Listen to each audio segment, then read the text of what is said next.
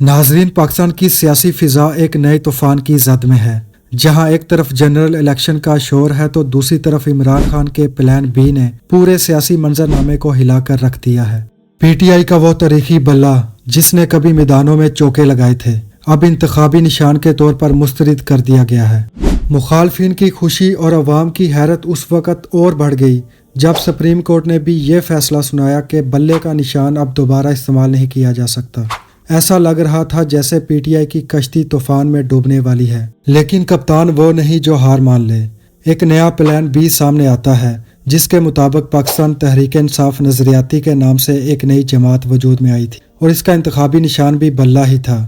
ناظرین، اس کہانی کا آغاز ایسے ہوتا ہے کہ جب الیکشن کمیشن نے فوری طور پر پی ٹی آئی نظریاتی کے اس نشان کے حق کو مسترد کر دیا تو لگتا تھا جیسے کپتان کی یہ حکمت عملی ناکام ہو چکی ہے، لیکن یہاں سے کہانی میں ایک اور موڑ آتا ہے۔ یہاں ایک ایسا راز سامنے آتا ہے جس کے بارے میں میڈیا تک کو بھی کسی قسم کی خبر نہیں تھی۔ پلان بی کے مطابق پی ٹی آئی اور پی ٹی آئی نظریاتی کے درمیان ایک خفیہ معاہدہ ہوا تھا۔ اس معاہدے کے مطابق اگر عدالت پی ٹی آئی نظریاتی کو بلے کا نشان دے دیتی ہے تو وہ فوری طور پر اپنے تمام ٹکٹس اصل پی ٹی آئی کے امیدواروں کے حوالے کر دیں گے۔ اس کا مطلب یہ تھا کہ اگر عدالت کا فیصلہ پی ٹی آئی نظریاتی کے حق میں آتا ہے تو اصل میں میدان میں پی ٹی آئی ہی اترے گی۔ لیکن قانون کی جنگ ابھی باقی تھی۔ پی ٹی آئی نے سپریم کورٹ میں اپیل کر دی اور عدالت کے فیصلے کا انتظار شروع ہو گیا، لیکن انتہائی افسوس کے ساتھ سپریم کورٹ نے الیکشن کمیشن آف پاکستان کی اپیل کو منظور کرتے ہوئے پشاور ہائی کورٹ کے فیصلے کو کالعدم قرار دے دیا اور پاکستان تحریک انصاف کو بلے کے نشان سے ہمیشہ کے لیے ہاتھ دھونا پڑا۔ ناظرین، میڈیا میں گفتگو کرتے ہوئے بیرسٹر گوہر نے کہا کہ انہیں سپریم کورٹ کے اس فیصلے سے انتہائی مایوسی ہوئی ہے کیونکہ یہ فیصلہ کروڑوں ووٹرز کے حق کو سلب کرنے کی جانب ایک قدم ہے۔ انہوں نے کہا کہ اب تحریک انصاف کے امیدوار 8 فروری کو ہونے والے انتخابات میں آزاد حیثیت سے حصہ لیں گے اور وہ اپنے امیدواروں کی الیکشن مہم خود چلائیں گے۔ آپ کو بتاتے چلیں کہ اس فیصلے کو چیف جسٹس قاضی فائز عیسیٰ کی سربراہی میں سپریم کورٹ کے 3 رکنی بینچ نے سنایا تھا، جبکہ اس بینچ کے دیگر اراکین میں جسٹس محمد علی مظہر اور جسٹس مسرت حلالی شامل تھیں۔ ناظرین، سپریم کورٹ کے اس فیصلے میں کہا گیا ہے کہ الیکشن کمیشن نے سن 2021 میں تحریک انصاف کو انٹرا پارٹی انتخابات کروانے کا کہا تھا اور یہ وہ وقت تھا جب تحریک انصاف کی وفاق اور صوبوں میں حکومت تھی، لہٰذا اب یہ کہنا درست نہیں کہ تحریک انصاف کے ساتھ ہم نے کوئی امتیازی سلوک کیا ہے۔ ناظرین، عمران خان پاکستان کی حالیہ تاریخ کا وہ واحد شخص ہے جس نے اس ملک کے قانون اور سسٹم پر سب سے زیادہ اعتبار کیا ہے۔ عمران خان پر گرفتاری سے قبل 200 سے بھی زیادہ مقدمے درج ہو چکے تھے۔ گولیاں لگنے کے باوجود عمران خان کو جس بھی عدالت نے جہاں بھی بلایا، عمران خان وہاں پہنچے۔ پاکستان کی تاریخ میں عمران خان پچھلے 50 سال میں وہ پہلا سیاستدان تھا جس نے اقتدار کو گھسیٹنے کی بجائے اپنی حکومت کی مدت پوری ہونے سے پہلے خود اسمبلیاں توڑی اور آئین کے مطابق الیکشن میں اترنے کا فیصلہ کیا۔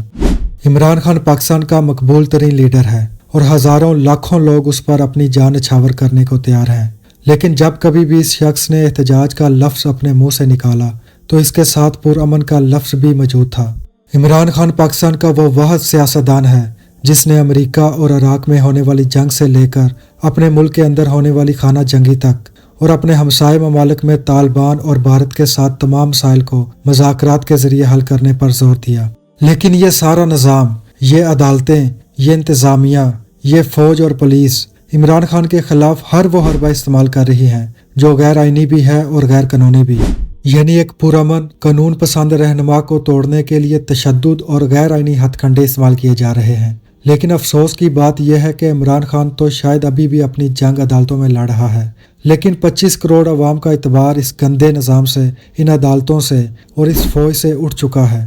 ناظرین، جس ملک میں عوام کی اکثریت کا اپنے سسٹم سے اعتبار اٹھ جائے تو اس ملک میں پھر سسٹم بدل جاتا ہے، چاہے وہ الیکشن سے بدلے یا پھر انقلاب سے۔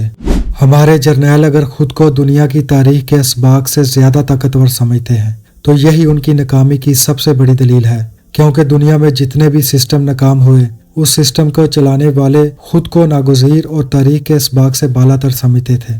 یہ کہانی صرف انتخابات اور سیاست کے بارے میں نہیں ہے، یہ اس نظام کے خلاف جدوجہد ہے جو اپنی ہی طاقت کا غلط استعمال کر رہا ہے۔ کپتان کا مقصد صرف اقتدار حاصل کرنا نہیں ہے بلکہ اس پورے نظام کے ظلم کو عوام کے سامنے بے نقاب کرنا ہے۔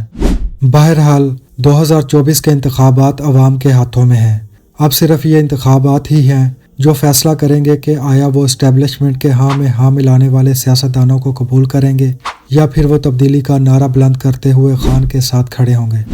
ناظرین، اگر آپ کو یہ انفارمیٹو ویڈیو اچھی لگی ہو تو اس ویڈیو کو لائک اور شیئر کر دیں، اور اگر آپ ہمارے یوٹیوب چینل پر پہلی دفعہ آئے ہیں تو نیچے دیے گئے بیل آئیکن کو پریس کر دیں تاکہ مزید ایسی نئی آنے والی ویڈیوز آپ کو ملتی رہیں۔ اللہ حافظ۔